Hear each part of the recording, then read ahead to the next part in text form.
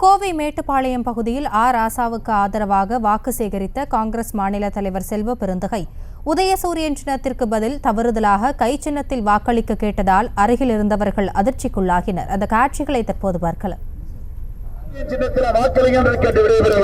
அதிசய வேட்பாளர், உலக புகழ்பெற்ற வேட்பாளர் ராஜா அவர்களுக்கு கை சின்னத்திலே வாக்களியுங்கள், வாக்களியுங்கள். ராஜா அவர்களுக்கு கை சின்னத்திலே வாக்களியுங்கள், வாக்களியுங்கள், வாக்களியுங்கள் என்று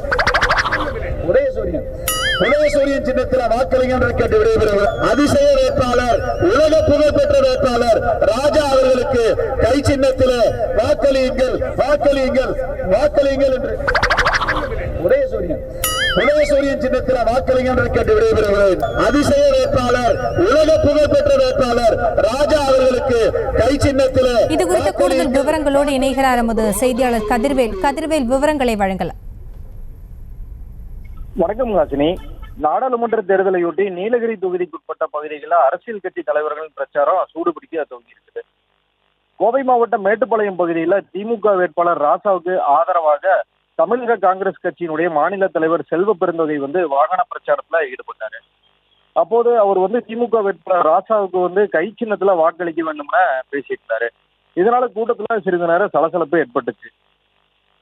செல்வ பெருந்தகை பேச்சை கவனித்த கட்சி பிரமுகர்கள் உடனடியா சுட்டிக்காட்டியதனால சுதாரித்துக் கொண்ட செல்வ பெருந்தகை உதயசூரியன் சின்னத்துல வாக்களிக்கணும் அப்படின்னு சொல்லியிருந்தாரு. விவரங்களுக்கு நன்றி கதிர்வேல்.